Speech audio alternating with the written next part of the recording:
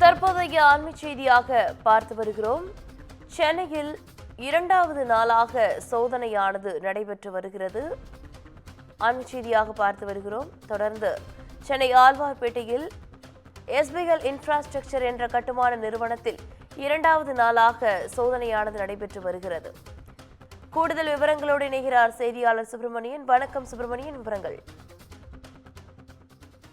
சென்னை, ஈரோடு, கோவை உள்ளிட்ட நகரங்களில் செயல்பட்டு வரக்கூடிய கட்டுமான நிறுவனங்களில் வருமான வரித்துறை அதிகாரிகள் இரண்டாவது நாளாக இந்த சோதனையை மேற்கொண்டு வருகிறார்கள். குறிப்பாக ராமலிங்கம் கன்ஸ்ட்ரக்ஷன் என்ற கட்டுமான நிறுவனத்துடன் தொடர்புடைய இடங்களில் இந்த சோதனை என்பது மேற்கொள்ளப்பட்டு வருகிறது.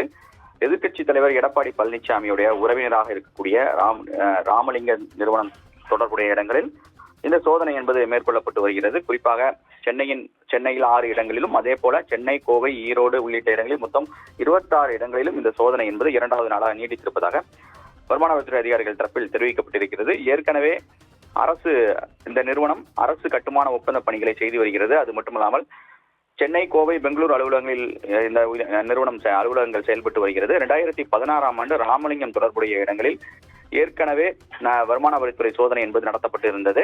அந்த சோதனையில் கணக்கில் காட்ட வராத 152 கோடி ரூபாய் பிடிபட்டது என்பது குறிப்பிடத்தக்கது. இந்த நிலையில் தற்போது இரண்டாவது நாளாக இந்த சோதனை தொடர்ந்து கொண்டிருப்பதாக வருமான வரித்துறை அதிகாரிகள் தரப்பில் சொல்லப்படுகிறது. விவரங்களுக்கு நன்றி.